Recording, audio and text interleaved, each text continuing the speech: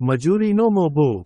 હિન્દુસ્તાનમાં આખરે કોઈ સવાલ હોય તો તે ગરીબીનો છે, અને આ દેશની પેદાશ વધ્યા વિના તેનો ઉકેલ નથી। પણ આજે સમાજમાં જે બે ભાગ પડી ગયા છે તે કાયમ રહેશે, તો પેદાશમાં ગમે તેટલો વધારો થવા છતાં ગરીબીના સવાલનો ઉકેલ આવવાનો નથી। આ દેશમાં કેટલાક લોકો વધારે પડતું કામ કરે છે, એમને તે લાચારીથી કરવું પડે છે અને છતાં એમને પૂરતું ખાવા પીવાનું મળતું નથી। એથી ઉલટું બીજા લોકો થોડી ઘણી સેવા કરતા હશે ખરા, તેમ છતાં જેને પેદાશનું કામ કહેવાય તેમાં એ લોકો પડેલા ન ગણાય। એટલું જ નહીં, મહેનત મજૂરીના કામને એ લોકો હલકું માને છે। તે એટલે સુધી કે જેના વિના સમાજને ચાલે નહીં એવા સારા સારા કામ કરનારેને આપણે નીચ ગણીએ છીએ।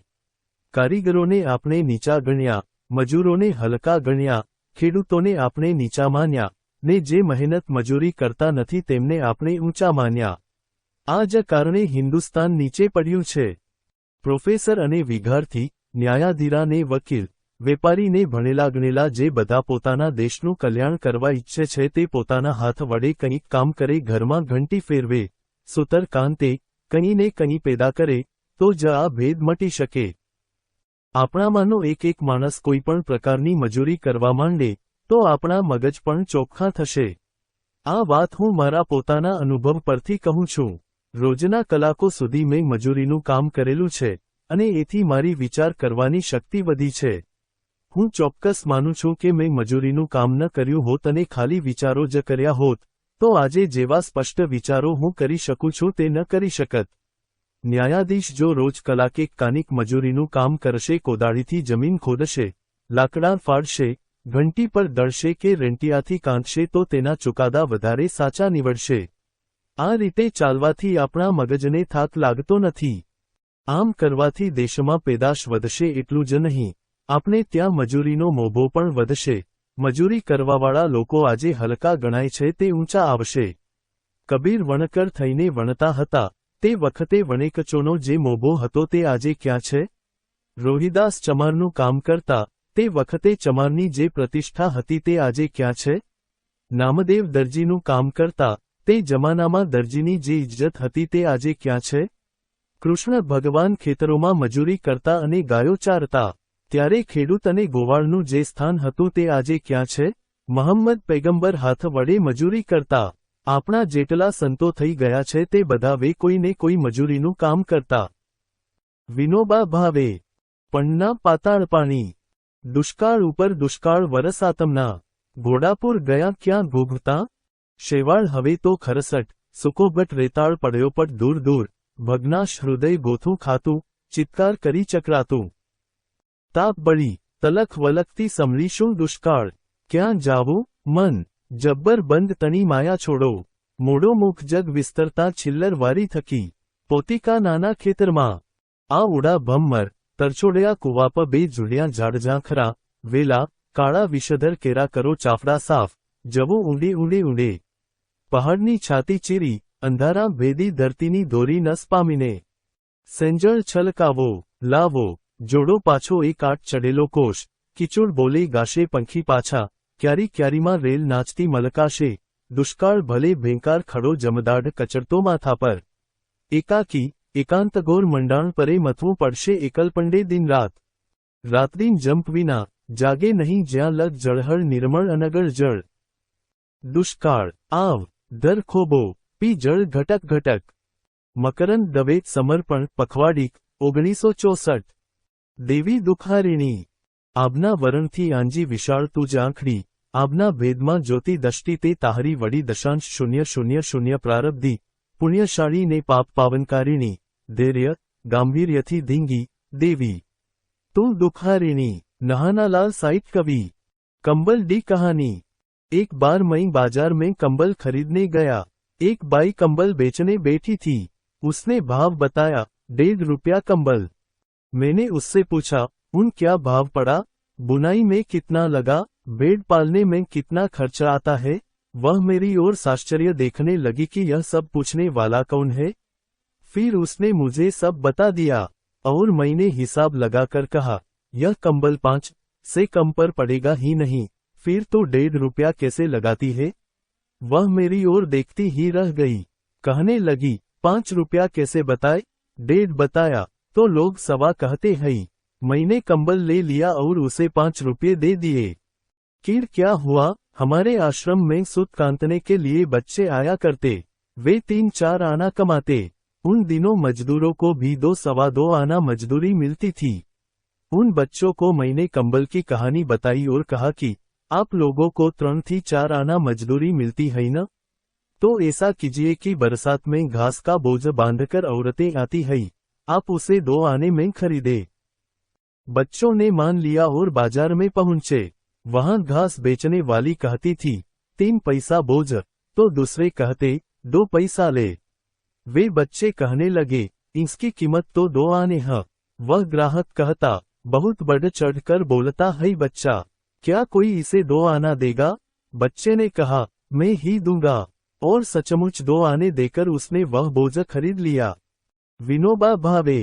મીઠડી તું માં ચંદરની શીતળતામાં તારે ખોળલે ને આંખોમાં ઝરમરતી પ્રીત હાલરડે ગૂગતા સાત સાત સમંદરને કોયલ શું મીઠું તવ ગીત મીઠડી હેતાળી ગરવી તું માં શિવકુમાર નાકર સાજ 4 હા રે અમે પોઢ્યા છલકતી છોડે દરિયાને હિંડોળે ગગનને ગોળે કે રંગ રંગ વાદળિયા સુંદરમ એ છેલ્લો માણસ હું હજી એને ત્યાં ને ત્યાં જ જોઉં છું સદીઓથી પ્રલંબ ક્યુમાં છેક છેલ્લે ઉભેલો એના વારાની ધીરજપૂર્વક રાહ જોતો આ છેલ્લો માણસ બધી ક્યુમાં આવું જ બન્યું છે જેવો એનો વારો આવે છે કે ભાગ્યનો પુરવઠો ખૂટી પડે છે તે સાંજે મેં એને ઘર ભણી જતી છેલ્લી બસની ક્યુમાં ખાલી જોડી ખભે નાખી ઉભેલો જોયો હતો નિયમ પ્રમાણે જ છેક છેલ્લે જેવી બસ ઉપડી કે કોઈ છેલ્લા ધક્કામાં ઉપર ચઢી ગયું હતું જરાક ઢસડાઈને મને એમ કે એ જ હશે એના વિના કોણ ધક્કે ચડે પણ તો આ સ્ટેન્ડ પર રહી ગયું તે કોણ જોયું તો એ જ પેલો છેલ્લો માણસ હું એને ઓળખું છું મારી પડોશમાં જ ક્યાંક રહે છે એ આખી રાત એણે પ્રવેશદ્વારની બહાર ઊભે ઊભે ગાળી છે એને એમ કે કાલે તો હું ક્યુમાં પહેલો જ હોઈશ પણ મેં સવારે એને જોયો તો ક્યુમાં એ ઊભો છેક છેલ્લે મને ઘણી વાર થાય છે કે આવ્યો આ હમણાં તો ક્યુ તોડતો કને પણ એ ધીરજથી ઊભો દરેક ક્યુમાં છેક છેલ્લે બધી ક્યુમાં આ છેલ્લા માણસનો ચહેરો તો એક જ છે હોલવાયેલા સૂરજ જેવો કદાચ તમે જોયો હશે ઉષ્ણસ એમના ઉપકાર સંભાળશું રોજેરોજ આપણા ખોરાક માટે અનાજને શાકપાન મળે છે કારણ કે આપણા ખેડૂત ભાઈઓ બંધ નથી પાડતા આપણે ઢોર નથી પાડતા છતાં દૂધ ઘી પામીએ છીએ કારણ કે ગોપાલક ભાઈઓ બંધ નથી પાડતા આપણી શેરીઓ ઉકરડાથી સાવ ઢંકાઈ જતી નથી કારણ કે હરિજન ભાઈ બહેનો બંધ નથી પાડતા આધેની નદીના નીર આપણા ઘરના નળમાંથી ઠલવાય છે કારણ કે પાણીખાતાના મિત્રો બંધ નથી પાડતા દૂરના નદીબંધો પર પેદા થતી વીજળી આપણી બત્તીઓ પેટાવે છે કારણ કે વીજળી કર્મચારીઓ બંધ નથી પાડતા સગાન સ્નેડીઓની ટપાલ આપણને મળ્યા કરે છે કારણ કે ટપાલી ભાઈઓ બંધ નથી પાડતા કાંટા કાંકરા તડકાથી આપણા પગને પગરખાં બચાવે છે કારણ કે આપણા ચમારને મોચી ભાઈઓ બંધ નથી પાડતા ભાતભાતના કપડાં નાના મોટાને પહેરવા મળે છે કારણ કે કાંતનારી બહેનો વણકરો દરજીઓ બંધ નથી પાડતા આપણને ટંકે ટંકે ભાવતા ભોજન મળી રહે છે કારણ કે આપણી માતાઓ કે ગૃહિણીઓ બંધ નથી પાડતી આટલી મોટી દુનિયાનું તંત્ર ચાલતું રહે છે કારણ કે કરોડો ઈમાનદાર નરનારીઓ કદી વે બંધ નથી પાડતા પરસેવો પાડીને તેઓ આ જગતને જીવતું રાખે છે એ કરોડોના અનંત ઉપકારો સંભાળીએ તો આપણે પણ બંધ પાડવાનું પાપ કદી ન કરીએ महेंद्र मेघानी बिल एक महिला के टॉन्सिल्स का ऑपरेशन करने के बाद डॉक्टर ने उसके पति से कहा कि यह ऑपरेशन तो बचपन में ही कर देना चाहिए था। पति ने डॉक्टर का बिल अपने ससुर के पास भेज दिया। आरके सिंह हास परिहास पुस्तक आ विश्वचक्रमांथी छूटवा गामडानो तूटी रह्या छे। रोजगारीनी शोधमां गामडामांथी एकधारो प्रवाह शहेरो तरफ वही रह्यो छे। शहेरोमां गुनाखोरीना प्रमाणमां मोटो वधारो थई रह्यो छे। विश्वभरमां छेल्ला 2 दशकामां हिंसक गुनाओनी संख्या बमणी थई गई छे। वखानो मार्यो रोजी रोटलो शोधवा शहेरमां आवेलो गामडानो सीधो सादो खेडूतनो दीकरो गुनेगारीने मार्गे शा माटे वळतो हशे? માનવી માત્રનું એક વ્યક્તિત્વ છે, તેને પોતાનો સમૂહ છે, પોતાના વડીલો છે, વડીલોની આમન્યા પાળવાની પરંપરા છે, મિત્રો છે અને એ બધાથી બંધાયેલું તેનું વ્યક્તિત્વ છે. આ બધાનો તેને ખોટું કરતાં વારતો ડર પણ છે અને પોતાની પ્રતિષ્ઠા ઘટવાની ભીતિ પણ છે. નિરક્ષર અને બેકાર મનુષ્યની પણ, તે જ્યાં જન્મ્યો અને ઉછર્યો હોય તે સમાજમાં કોઈક પ્રકારની ભૂમિકા છે. ત્યાં બીજાઓ તેને પીછાને છે, તેમની સાથે તેનો સામાજિક વ્યવહાર છે, લાગણીનો સંબંધ છે. તેમની પાસેથી તે આવકાર પામે છે, સ્વીકૃતિ પામે છે. આવા ખેડૂપુત્રો ચોજીની શોધમાં શહેરમાં આવે છે ત્યારે એકલા અટુલા, મિત્રો સંબંધીઓ વિનાના, મૂળિયા વિનાના છોડ જેવા બની જાય છે, શહેરના વિશાળ ફલકમાં ખોવાઈ જાય છે. વ્યક્તિત્વ અને કશી નિજી ઓળખ વિનાના પડછાયા જેવા તે બની જાય છે, અને શું કરવું એની સમજ તેને પડતી નથી. શરૂઆતમાં તો પોતાના કે અડોશપડોશના ગામથી આવેલા ઓળખીતાઓ રહેતા હોય ત્યાં ગોઠવાવા એ પ્રયત્ન કરે છે. પણ એ લોકોય મન જીવન ગુજારતા હોય છે અને આખો દિવસ તન તોડતા અસંખ્ય ગરીબોની જમાતના હોય છે. નવા આવનારને દાદ દઈ શકે તેવી એમની જ સ્થિતિ નથી હોતી, એટલે પછી નવો આગંતુક વસ્તીથી ઉભરાતા શહેરમાં અટૂલો પડી જાય છે. પોતાનામાં જે કાંઈ શક્તિ હોય તેની અભિવ્યક્તિ દ્વારા બીજાઓની પ્રશંસા પામવાની તક તેને મળતી નથી. તે હતાશ થાય છે, પોતાને વ્યક્તિમાંથી માત્ર પડછાયો બની ગયેલો જોઈને તે હતાશ થાય છે. ધીમે ધીમે તેને આ શહેર ઉપર અને પોતાની જાત ઉપર નફરત આવતી જાય છે. આમ છતાં આરંભમાં તો તે ગુનેગારીના માર્ગે વળતો નથી. ગુનામાં આવી જવાય એવું કશું પણ કરતા એ ડરે છે. પણ આસપાસ જે કાંઈ બની રહ્યું છે તે જોતાં જોતાં એનો ડર હળવે હળવે ઘટતો જાય છે. શહેરના પ્રતિકૂળ વાતાવરણમાં પણ કેટલાય ગરીબો શી રીતે જીવે છે તે જોતાં જોતાં એ પણ તેની કરામતો શીખવા માનસિક રીતે તૈયાર થતો જાય છે. અને પછી ક્યાંક આડોઅવળો સાથ મળતાં તે પણ ગુનેગારોની આલમમાં દાખલ થઈ જાય છે. આજની સામાજિક વિષમતા અને આર્થિક અસમાનતાએ શહેરોને ગુનેગાર તૈયાર કરવાના કારખાના બનાવી દીધા છે. પ્રામાણિકપણે મહેનત કરીને રોટલો રળવા આવેલા ખેડૂપુત્રને ગુનેગારમાં પલટી નાખતી આ પ્રક્રિયાને વેગ આપનારું બીજું પરિબળ તે શહેરનો માહોલ છે. શહેરનું મુક્ત વાતાવરણ, રવચ્છંદતા, કોઈની શરમ કે ભય વિના મનગમતા ભોગ ભોગવવાની પૈસા હોય તો છૂટ, આ બધું જોઈને તે હલબલી ઉઠે છે. સાચા ખોટાની તથા જીવનને મૂલવવાની આછીપાતળી જે કંઈ સમજ તેનામાં હોય તે હચમચી જાય છે. આટલું ઓછું હોય તેમ ટીવી દ્વારા પ્રસારિત કરાતો ઉપભોક્તાવાદ, સુખવાદ બાડીનું કામ પૂરું કરી નાખે છે. ટેલિવિઝન ગાઈ બજાવીને તેને કહે છે કે માણસનું મૂલ્ય તેના ચારિત્ર્યથી નહીં, સમાજ વળતરમાં તે કેટલો ફાળો આપે છે તેના પરથી નહીં, પણ નાણાંથી મૂલવાય છે. આવા સંજોગોમાં, જેની પાસે ધન નથી અને સીધે રસ્તે તે રળવાની તક પણ નથી એવા લોકો ગુના કરવા તરફ વળે છે. આજે મહાનગરોમાં ગુનેગારી કૂદકે ને ભૂસકે વધતી જાય છે, તેના મૂળમાં આ પરિસ્થિતિ રહેલી છે. ભણેલા ગણેલા મધ્યમ વર્ગમાં પણ ગુનાખોરીનું પ્રમાણ વધતું જાય છે. તેમના ગુનાઓ હિંસક પ્રકારના નહીં પણ વિવિધ પ્રકારની આર્થિક છેતરપિંડીના હોય છે. આવા ગુનાની 928 ફરિયાદો 1995માં દિલ્હીની પોલીસ પાસે નોંધાઈ હતી, જ્યારે 1998માં તેની સંખ્યા 2420 પર પહોંચી હતી. ફિલ્મો અને ટીવીની સિરિયલોમાં હિંસાને આકર્ષક બનાવતા દ્રશ્યોને સંવાદોની ભરમારે પરિસ્થિતિને વિશેષ વણસાવી છે. શ્રમ આધારિત ઉત્પાદનનું સ્થાન યંત્ર આધારિત ઉત્પાદન લેતું ગયું તેમ તેમ બેકારી વધતી ગઈ. પેટનો ખાડો પૂરવા, પેટનાર સંતાનોને મુઠ્ઠી ધાન આપવા, ગુનાને માર્ગે વળવા સિવાય બીજો કોઈ વિકલ્પ રહ્યો નહીં. પરિણામે ગુનાખોરી પણ વધતી ગઈ. મુંબઈની ગુનેગાર આલમના નામચીન સરદારો, બેકાર મિલ મજૂરોની જ ઓલાદ છે. મોટા ઉદ્યોગો વધતા જશે તેમ તેમાં બેકારોની ફોજ પણ વધતી જ જવાની. મોટા શહેરોમાં ગુનાખોરી વધતા તેની સામે બુમરાણ થશે. પોલીસની સંખ્યાને કડકાઈ ત્યાં વધતી જરે, તેથી ત્યાંના ગુનેગારો મધ્યમ કક્ષાના શહેરો ભણી વળશે, પછી ત્યાં ગુનાઓનું પ્રમાણ વધી જરો. આ એક વિરાટ વિશ્ચક્ત છે. તેમાંથી છૂટવું હશે તો આપણી જીવનશૈલી અને મૂલ્ય પદ્ધતિ અંગે કેરવિચારણા કર્યા વિના ચાલવાનું નથી. ઉપભોક્તાવાદી જીવનશૈલી છોડીને તંદુરસ્ત જીવનશૈલી તરફ વળવું પડશે.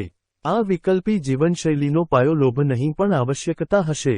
સમાજના થોડાક સંપન્નોના ભોગવિલાસ પૂરનારા નહીં, પણ આમજનતાની લઘુત્તમ આવશ્યકતા પર ભાર મૂકનારા અર્થતંત્રની રચના આપણે કરવી પડશે. બટુક દેસાઈ. ઉખડતા મૂળિયા. અમેરિકામાં ખેતરો ઓછા થતા જાય છે, ખેતીના કારખાના વધતા જાય છે, યંત્રો વધતા જાય છે, માનવી ઘટતા જાય છે.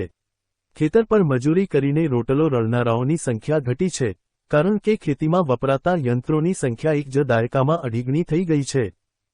ખેતરોના ઊભા મોલ વચ્ચેથી સડસડાટ ચાલ્યા જતા, ડૂડા લણતા ને તે જ ઘડીએ તેમાંથી દાણા કાઢી આપી અનાજના કોથળા પણ ભરી દેતા, કમ્બાઇન નામના મોટા યંત્રો આખા યુનાઇટેડ સ્ટેટ્સમાં 1910માં પૂરા 1000 પણ નહોતા. 1950માં એવા 6 લાખ રાક્ષસી યંત્રો અમેરિકન ખેતરોને ખૂંદી રહ્યા હતા. ખેડૂતોને એ યંત્રો વસાવવાની પણ જરૂર નહીં. મોટી મોટી કંપનીઓના કમ્બાઇન યંત્રો લાણી ટાણે ગ્રામપ્રદેશને ગજાવતા નીકળી પડે છે અને ચોક્કસ ભાડું લઈને હરકોઈ ખેતરનો મોલ વાઢી આપી અનાજના કોથળા ભરી દે છે. પણ માનવીને બદલે યંત્રરાજ્યનું મહત્વ વધારનારા આ ફેરફારોની વચ્ચે પેલા જીવનમૂલ્યોની શી દશા થઈ છે? કમ્બાઇન યંત્રો આવ્યા તે પહેલાના લાણી ટાણા સાંભળે છે. એ કાળે લાણીના દિવસો એટલે તહેવારના દિવસો, થનગનાટના કલાકો, સોનેરી મોલાતોની સમીપે કલેજાના ઇશ્કની પળો. વાઢનારાનોના હજારો દાંતરડા સપાસપ ચાલ્યા જતા, એની પાછળ હજારો બીજા હાથ પૂળા બાંધતા ચાલ્યા આવતા, એ પૂળાઓ ગાડામાં ખડકાતા. લાણીની મોસમ આવતી ત્યારે ઘઉંના મબલક પાકથી છવાઈ ગયેલા ખેતરોની તસુત્સુ ધરતી સાદ પાડી ઉઠતી કે, આવો, આવો. કોઈ આવીને મારી છાતી પરથી આ સોનાવળનો ભાર હવે હળવો કરો. રેલગાડીઓને પણ એ ખેતરો પરથી અનાજની અપરંપાર ગુણો વહી જવાના ભાડા ખપતા હતા, એટલે ગામડા ભણી આવતા ખાલી વેગનોમાં એ ઉબડિયા મજૂરોને મફત સહેલ કરાવતી. પહેલી લડાઈ ફાટી નીકળી તેની આગલી સાલ વાશેલ વિદ નામનો અમેરિકન કવિ આ ઉબડિયાઓના ટોળા ભેળો ભળીને રોટલાના સાટામાં પોતાના ગીતો લૂંટાવતો કેન્સસ રાજ્યના ઘઉંપ્રદેશોમાં ભમવા નીકળી પડેલો. ખેતરોની દુનિયામાં એણે જે અનુભવ્યું, તેનો આબેહૂબ ચિતાર કેન્સસ નામના પોતાના ગીતમાં એ મૂકતો ગયો છે. એ કાવ્યમાં આગ વરસાવતો સૂરજ તપે છે, એની ઊની ઊની લૂ વાય છે, ધૂળની ડમરીઓ ઉડે છે અને છતાં માનવી એમાં મહાલતો દેખાય છે. એમાં વાળું ટાણે મીઠા ભોજનથી ભરેલી થાળીઓ પીરસાય છે અને કયા ખેત ધણીની નાર પોતાના દાડિયાને સૌથી વધુ સ્વાદિલી વાનીઓ જમાડે છે તેની સરસાઈ એમાં ચાલે છે. એમાં ગીતો છે, રમતગમતો છે, માણસ વચ્ચેની દોસ્તીનો ગુલાલ એમાં ઉડે છે.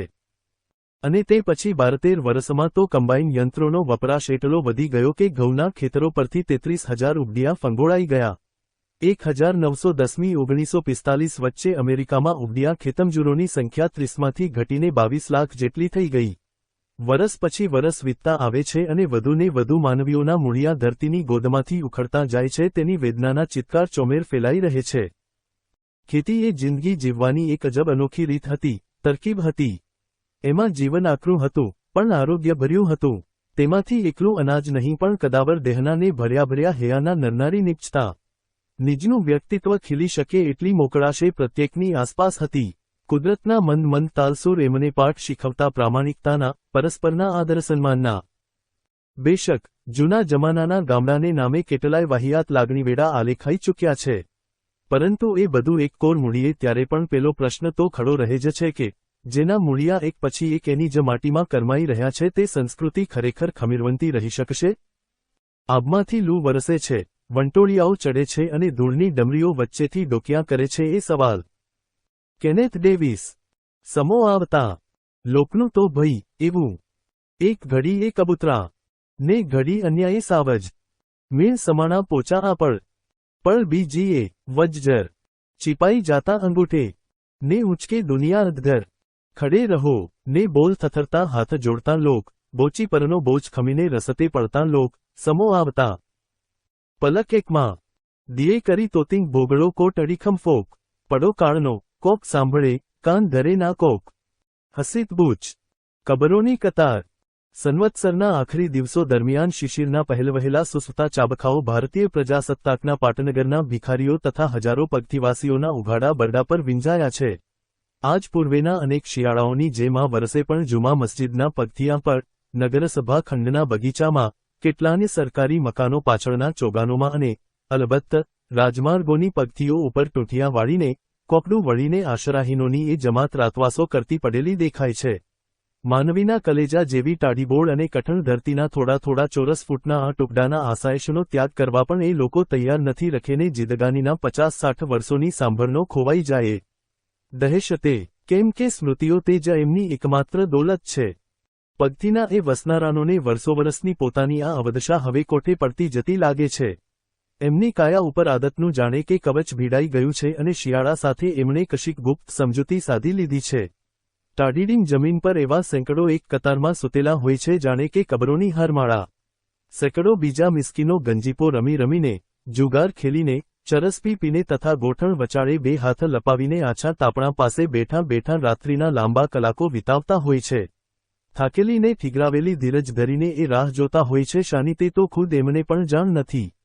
શીત તારલિયાળી રાતે આ આખા દૃશ્ય પર નજર નાખતા એક અજાયબ લાગણી થઈ આવે છે કે જાણે સજીવ સૃષ્ટિ તો બધી ઉપર આસમાનમાં પડેલી છે અને અહીં ધરતી પર જે પથરાયેલું છે તે તો ધગધગતા નિશ્ચાસોનું નર્યું ધુમ્મસ જ હશે.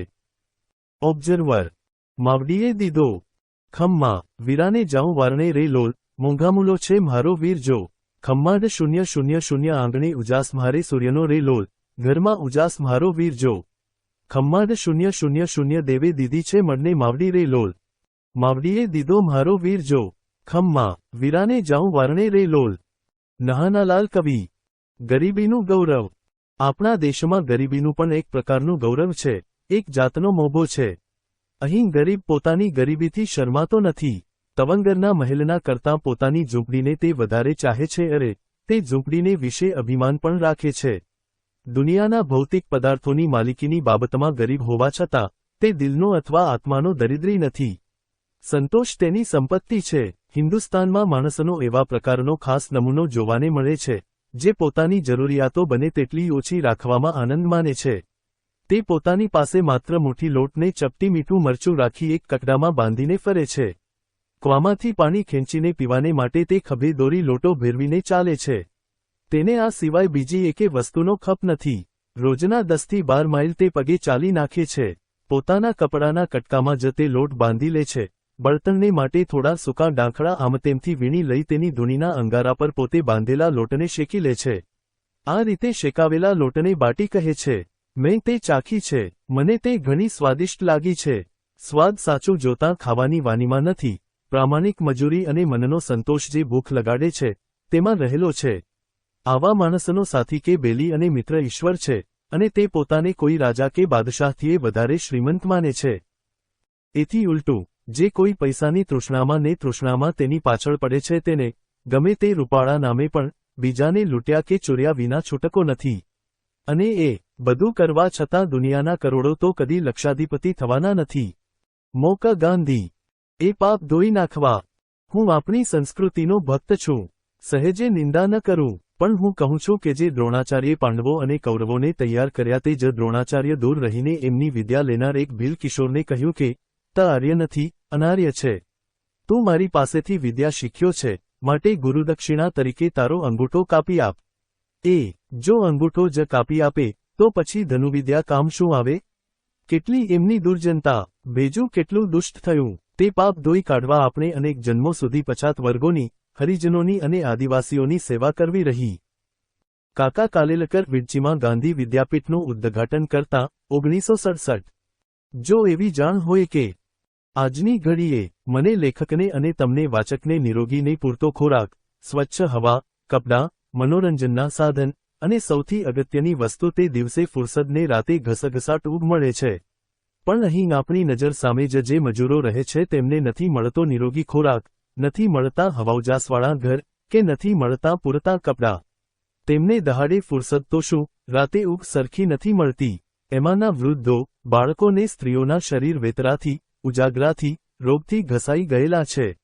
જે ચીજો તેમની પાસે નથી અને જે આપણને જરૂરની નથી, એવી ભોગવિલાસની ચીજો આપણા માટે પૂરી પાડવામાં એમની આખી જિંદગી તેઓ ખર્ચે છે. સુખચેનનું જીવન ગાળનાર કોઈ પણ માણસને જો એવી જાણ હોય કે તે પોતે વાપરે છે એ ચીજો પેદા કરનારા માણસો તે ખાણોમાં, કારખાનામાં અને ખેતરોમાં મજૂરી કરતા અજ્ઞાન, દારૂડિયા, વિષયી, અર્ધજંગલી પ્રાણીઓ છે, તો પછી સ્વસ્થ ચિત્તે જીવવું એ માણસને માટે અશક્ય બની જશે. લિયો તોલ્સતોય. અનુટ ચંદ્રશેખર શુક્લ. એ શુદ્ધિ. પ્રસિદ્ધ વૈષ્ણવ આચાર્ય રામાનુજ ઘડપણમાં ખૂબ અશક્ત થઈ ગયા હતા, તો પણ કોઈના ખભાનો ટેકો લઈને તેઓ સ્નાન કરવા નદીએ જતા.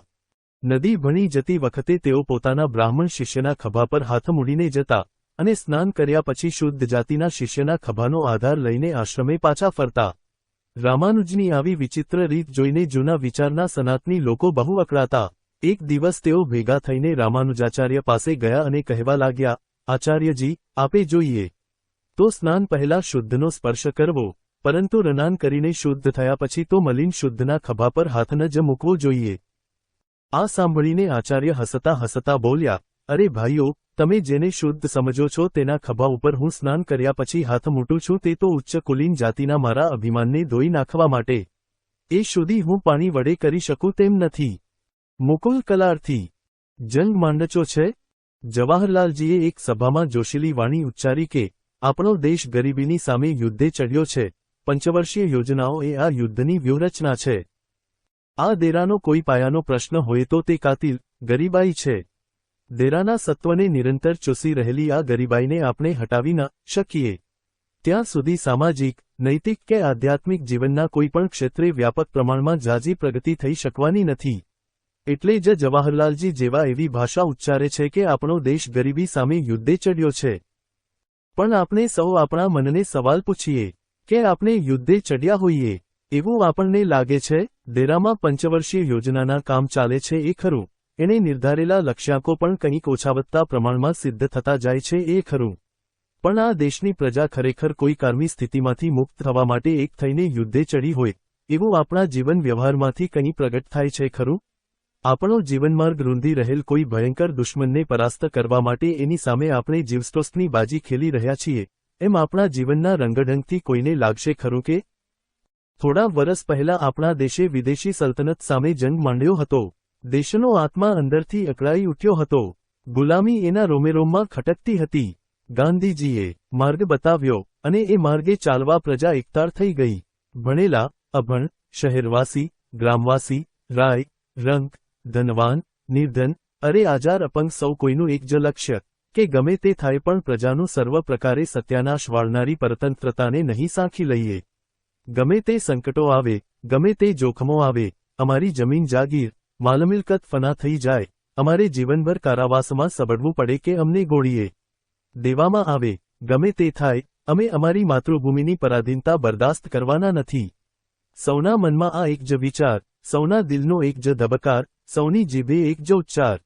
એમાંથી એવી પ્રચંડ શક્તિ પેદા થઈ કે દુનિયાની સૌથી મજબૂત ગણાતી સલ્તનતના પાયા ઉખડી ગયા. દેશ ગુલામીના શાપમાંથી મુક્ત થયો. ગુલામીની જેમ ગરીબી પણ આવો ભીષણ ભયાનક શાપ છે. આપણા કરોડો દેશવાસીઓને નિરંતર ભરખી રહ્યો છે અને નિસત્વ બનાવી રહ્યો છે એમ આપણને લાગે છે ખરું? એના ખ્યાલ માત્રથી આપણને અકળામણ થાય છે ખરી? દૂધ ઘી કે છાશના જેને દર્શન પણ થતા નથી એવા લાખો સુકુમાર બાળકો, એક જ કરણે વર્ષ વિતાવતી અસંખ્યમાં બહેનો, રાતદિવસ વેતરું કરતા ખેડૂત મજૂરો અને એક ટંકની પણ ચાબછાસ મળી રહેશે એ આશાએ કામની શોધમાં ભટકતા લાચાર બેકારો એ બધાની કલ્પના કરતાં બેચેન થઈ જવાય છે ખરું?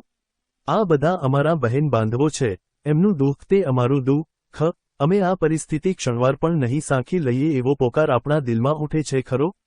એમ ન થતું હોય તો શી રીતે કહી શકીએ કે આપણે ગરીબી સામે જંગ માંડ્યો છે? દેશ ગરીબી સામે યુદ્ધે ચડ્યો છે ત્યારે એને માટે જે કોઈ વ્યૂહરચના જરૂરી હોય તે કરો. મને એ શિરોમાન્ય છે. મારી જમીન, મિલકત, મારું ધન, મારા સાધન, મારી શુદ્ધિ, મારી શક્તિ, મારું તમામ આ યુદ્ધ જીતવા માટે છે. એને માટે જે રચના કરવી હોય તે કરો, જે કાનૂન ઘડવા હોય તે ઘડો, જે નિયમ બનાવવા હોય તે બનાવો. અને એનું પાલન કરવા માટે સૌથી પહેલું મારું નામ લખો. દેશ ગરીબ રહે, મહેનત મજૂરી કરનાર મુસીબત ભોગવે, કરોડો માણસોને સામાન્ય જીવન જરૂરિયાતના સાંસા હોય, ત્યાં સુધી બીજાની પહેલા એકદમ સુખી થઈ જવાની, જટજટ કમાઈ લેવાની, બંગલા મોટર વસાવવાની, વેપાર ધંધા જમાવી લેવાની, વાડી ખેતર વિસ્તારવાની, મૂડી ભેગી કરી લેવાની, અરે ભણી લઈને અમલદારી મેળવી લેવાની મને ઈચ્છા નથી. એનાથી તો દેશ દવાહીન અને કઠોર થાય. એ તો ગરીબી કરતાંય મોટો શાપ. આપણે એવું થવા દેવું નથી. આ દેશ મારું કુટુંબ છે, એમાં એક પણ માણસ ગરીબ રહે ત્યાં સુધી મને ચેન પડવાનું નથી અને તેથી ગરીબીને ખતમ કરવા માટે જે કાંઈ કરવું પડે, જે કંઈ છોડવું પડે તે બધું અમને મંજૂર છે એવો પોકાર આપણા દિલમાંથી ઉઠે છે ખરો? જવાહરલાલજી કહે છે કે આપણો દેશ યુદ્ધે ચડ્યો છે, પણ વાતાવરણમાંથી એવો યુદ્ધનો પોકાર ઉઠતો જણાતો નથી. દેશના હિતમાં આપણું હિત છે એમ કહીએ છીએ ખરા, પણ એ બંને હિત વચ્ચે વિરોધ આવે ત્યારે આપણા હિતને દેશહિત કરતાં મહત્વનું માનીએ છીએ. આપણને સૌને આપણા હિત એક હોય એમ લાગતું નથી ને તેથી સૌ પોતપોતાના અલગ હિતની વેતરણમાં પડી ગયા છીએ. લગભગ દરેક વ્યક્તિ, દરેક વર્તુળ, દરેક વર્ગ અન્યનો વિચાર કર્યા વિના પોતાના વર્તુળનો કે પોતાના વર્ગનો વિચાર કરીએ છીએ. ને બીજા કોઈની ચિંતા કર્યા વિના, પરવા કર્યા વિના પોતપોતાની સ્થિતિ મજબૂત કરવાની મહેનત કરીએ છીએ. યુદ્ધ જેવો પુરુષાર્થ દેખાય છે ખરો, પણ તે દેશને માટે નહીં, પોતપોતાને માટે. સૌની દિશા એક નથી, સૌના કદમ એક નથી, સૌના તાલ એક નથી. આથી એકબીજા સાથે અથડાઈએ છીએ, ભટકાઈએ છીએ, એકબીજાની આંટીએ ચડીએ છીએ. આવી આપણી ચાલ છે. આ જાતનું લશ્કર યુદ્ધે ચડ્યું હોય તો પણ યુદ્ધ જીતી શકાય ખરું? દેશના અર્થશાસ્ત્રીઓ, અભ્યાસીઓ, અનુભવીઓ નવી પંચવર્ષીય યોજનાના પાયા વિચારી રહ્યા છે, પણ એ બધા પાયાનો પાયો પહેલા માનવો પડે તેમ છે અને તે રાષ્ટ્રનો આત્મા જાગૃત કરવાનો. સ્વાર્થ અને સંચયની મૂર્છામાં રાષ્ટ્ર કેવો જગડાયો છે, એના કારણો શાં છે, એ મૂર્છા કેવી રીતે ઉતારી શકાય એને અંગેના રસ્તા વિચારવાના છે. રાષ્ટ્રની મૂર્છા ઉતરે, એનામાં નવી ચેતનાનો સંચાર થાય અને સૌ પોતાની જાતને વિસરીને ગરીબી સામેના જંગમાં આત્મસમર્પણ કરવાની પ્રેરણા પામે એ માટેની હવા નિર્માણ કરવાની છે. એવી હવા પેદા કર્યા વિના, એ મૂળ પાયો માંડ્યા વિના, બીજા બધા પાયા કાચા જ નીવડવાના છે. વજુભાઈ શાહ. નિભાડો મારા નાથનો, નિભાડો ખડકાણો મારા નાથનો, માહી ઓરાણા તમામ. નાના ને મોટા, નીચે ઉપરે ઠાંસીને ભર્યા છે ઠામ. લાગી રે લાગી આ ઝાડુ આગની, એના તમે કરી લ્યોને સંગ, ચારે રે દિશાથી તાપને નોતરો. જોજો એકે કાચું રહેની અંક 0.000 આયખું ઉજાળો તપીને ટેકથી. જોજો ભાઈ, ખૂટી નવ જાય હામ. ફૂટ્યા તે દી કહેવાશે ઠીંકરા, કોઈ નહીં કહેશે તમને ઠામ. નિભાડો ઉખાડી લેશે પારખા, છાપ દેશે છાતીને મોજાર, જીલીને રુદિયામાં એની છાપને પહોંચવું દુનિયાને દુવાર. કાળે રે ઉનાળે તરેસ્યું ટાળવી શોષી સઘળા તાપ. ભીતરની ભીનાશું, ભાઈ, નવ મૂકવી પડે ભલે તડકા અમાપ. જયંતીલાલ દવે. ગરીબાઈને પણ ટપી જનારી આળસ એ હિંદનો એક મોટો ને જૂનો રોગ છે. ગરીબાઈ એ પણ મોટો વ્યાધિ છે જ, પણ ગરીબાઈના મૂળમાં આળસ એક અગત્યનું કારણ છે. હિંદની ગરીબાઈના એક ઇલાજરૂપે ગાંધીજીએ રેંટીઓને ખાધી બતાવ્યા. એનો પ્રચાર કરતા 1924થી 25ના પ્રવાસોમાં તેમને લોકમાનસનો જે અનુભવ થયો, તે પરથી તેમણે કહ્યું કે આપણી પ્રજાનું આળસ એ ગરીબાઈને પણ ટપી જાય તેવું છે. શરીર આળસ કરી નવરું પડી રહે, ત્યારે મન કંઈ નવરું પડતું નથી. નિરુગ્મી માણસનું મન બુરા વિચારો કરે છે ને પોતાનું તેમજ બીજાનું સત્યાનાશ વાળે છે. તેથી આપણામાં કહેવત પડી છે કે, નવરો બેઠો નખોદ વાળે. અંગ્રેજીમાં પણ કહેવત છે કે, નવરું મન શેતાનનું કારખાનું છે. દુનિયામાં થતા કેટલા બધા તોફાનોને ગુના પાછળ નવરા બેકાર માણસોનો હાથ હોય છે, એ વિચારવાજોગ છે. પ્રાચીન રોમનું સામ્રાજ્ય દેરાપરદેશમાં ફેલાયું, ને ત્યાંથી ખંડની રૂપે આવતું ગાડીગાડા અનાજ ચોમના પ્રજાજનોને મફત વહેંચી આપવામાં આવતું. જે લોકો અગાઉ ખેતીની મહેનત મજૂરી કરતાને જોરાવર હતા, તેમને મફત અનાજ મળવાથી તેઓ બેઠાડું થયા. તેથી રોમમાં એ વર્ગના તોફાનો ચાલુ થયા. મહેનત છોડવાથી પ્રજા વિલાસી ને નબળી બની. એ વસ્તુએ રોમની પડતીમાં ઘણો ફાળો આપ્યો ને જંગલી પણ બળવાન પ્રજાએ ઉત્તરમાંથી આવીને રોમ જીતી લીધું. આપણા દેશમાં પણ મધ્યયુગના આરંભમાં વૈભવ, વિલાસને આળસ વધ્યા, તેને લીધે જ આપણે લડાઈઓમાં હાર્યાને પરાધીન બન્યા. મહેનત વિના બેઠે બેઠે ખાવાનું મળે, એ વ્યક્તિ તેમ જ આખી પ્રજા બંનેને માટે શાપ સમાન છે. નિંદા કુથલી એ પણ આળસનું જ એક પરિણામ છે. આપણા દેશમાં ભણેલાને અભણ સહુ, સમાજમાં કે રાજકાજમાં, અંગત નિંદા કુઈલી પાછળ કેટલો બધો વખત બરબાદ કરે છે તે વિચારી જોજો. પાકા પુરાવા વિના કોઈનું પણ ગુંડું બોલવું, એ નૈતિક ને સામાજિક ગુનો છે. જે માણસને સમયની કિંમત નથી, તેને શબ્દની કિંમત પણ ક્યાંથી હોય? એટલે માણસો ગમે તેવી બેફામ ટીકા કરતાં પણ અચકાતા નથી. યુવાની અને આળસે બે એકબીજાના વિરોધી શબ્દો હોવા જોઈએ. યુવાની એ જીવનની વસંત છે. વસંતત્તુમાં કુદરત પોતાની નવરચનાનું કેટલું બધું કામ કરે છે, એમ સમાજની, દેશની કે જીવનની નવરચના કરવી હોય તો તેને માટે પણ એવું જ અવિશ્રાંત કામ કરવું જોઈએ. દેહખો ધર્મ પાળીને દુનિયામાં કોઈ કશું ભારે કામ પાર પાડી શક્યું નથી. જગતના સર્વ મહાપુરુષોમાં જો કાંઈ સમાન ગુણ હોય, તો તે અવિરત પરિશ્રમનો જ છે. આળસના અનેક પ્રકાર હોય છે. માણસ મહેનતુ ભલે હોય, પણ તે જો પોતાને કરવાના કામ નિમેલે વખતે ન કરે, તો એ પણ આળસ કહેવાય. આળસનો આ પ્રકાર સામાન્ય છે. એવા માણસને ઘણા કામમાં દોડધામ થાય છે, ઘાંઘા થઈ જવાય છે, કામ સુઘડ ને વ્યવસ્થિત થતું નથી. જ્યારે વ્યવસ્થિત રીતે કામ કરનારને ઘણા કામ કરવાના આવે ત્યારે પણ તેના જીવને ટાઢક રહે છે. ચેબર્ટ લૂઈ સ્ટીવન્સને કહ્યું છે કે બહાર ભારે વાવાઝોડું ચાલતું હોય ત્યારે પણ જેમ ઘડિયાળ પોતાની એકધારી ગતિએ ચાલ્યા કરે છે, તેમ દુનિયાની ઉથલપાયલોની અસર મન ઉપર થવા દીધા વિના ધીર પુરુષે પોતાનું કામ ચાલુ રાખવું જોઈએ. મનુષ્યમાં ફવડપણું એ આળસનું જ પરિણામ હોય છે. ચોપડીઓ ને કાગળિયા અસ્તવ્યસ્ત પડ્યા હોય, તેના પર ધૂળના થર જામ્યા હોય, ટેબલ પર એકે ચીજ તેને ઠેકાણે ન હોય, એવી સ્થિતિ કેટલાય સુશિક્ષિત માણસોની હોય છે. ફૂલપણાને ભણતર કે અભણપણા જોડે સંબંધ નથી, એ મુખ્યત્વે આળસનું જ પરિણામ છે. ઉદ્યમની બાબતમાં આપણે સહુએ લશ્કર પાસેથી ઘણું શીખવા જેવું છે. લશ્કરનો સૈનિક માન પામે છે તેનું મુખ્ય કારણ એ તો છે જ કે તે જીવ હથેળીમાં લઈને સામે મોઢે મોતને ભેટવા જાય છે. પણ તેને વિશેના આદરનું એક બીજું કારણ તેનું નિયમબદ્ધ ને શિસ્તવાળું જીવન પણ છે. લશ્કરની છાવણી જુઓ તો સ્વચ્છતાના નમૂનારૂપ હોય, એનો પાઠ અમને એકવાર ગાંધીજીએ શીખવેલો. 1934ની હરિજનયાત્રા દરમિયાન અમે કુર્ગમાં હતા. ત્યાં એક સવારે ઉતારો છોડી નીકળવાને વખતે તેઓ અમારા ઓરડામાં આવ્યા. જુએ તો ઠેરઠેર કચરોને કાગળના ટુકડા વેરાયેલા. એ જોઈ એમની આંખ ફરી ગઈ. તેમણે કહ્યું, આવું મૂકીને અહીંથી જવાય જ કેમ? લશ્કરે જે જગ્યાએ પડાવ નાખ્યો હોય ત્યાંથી મુકામ ઉઠાવતી વખતે જગા બિલકુલ સાફ કરી નાખીને જ જવું, એવો નિયમ હોય છે. એ નિયમ આપણે પણ પાળવો જોઈએ. એટલે હવે રોક જે જગા છોડો તે વાળી જુડી સાફ કરીને જ નીકળજો. હું જોઈશ ને એમાં ચૂક્યા તો સખત ઠપકો આપીશ. આવું જીવન યુવાનીમાં બેર કરી શકાય છે. એનો પાયો નાખવાનો ખરો વખત જાય છે. આ સવાલનો જરા બીજી રીતે પણ વિચાર કરવા જેવો છે. આળસનો તો બચાવ થાય એવો નથી જ, પણ નરી દોડધામે જેમ ઉદ્યમ નથી, તેમ ફુરસદ અને વિશ્રાંતિને હંમેશા આળસ કહી શકાય નહીં. આજની પશ્ચિમી દુનિયા જોઈએ તો તેને આળસ સામે નહીં પણ અતિશય દોડધામ સામે ચેતવણી આપવી પડે. આપણે ત્યાંના રાહેરી જીવનની પણ એ જ દશા થતી જાય છે.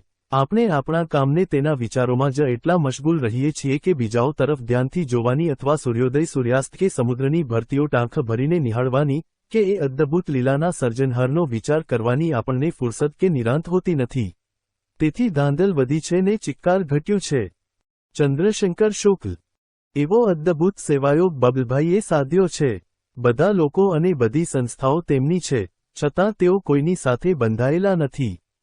સેવાધર્મથી પ્રેરિત થઈને જેમ અસંખ્ય સંસ્થાઓમાં તેઓ ભળી જાય છે, તેવી જ રીતે અનેક કુટુંબોમાં પણ બબલભાઈનો પ્રવેશ છે. લોકોની શક્તિ જોઈને એમને કટકે કટકે બોધ આપવો, એમની પાસે થોડું થોડું જીવન પરિવર્તન કરાવવું, એ બબલભાઈની ખાસ હથોટી છે. લોકસેવાની એમની સફળતાની ચાવી આમાં જ રહેલી છે. કાકા કાલેલકર. અગસ્ત્ય પછી બીજા ત્રથશી. સાચું કહું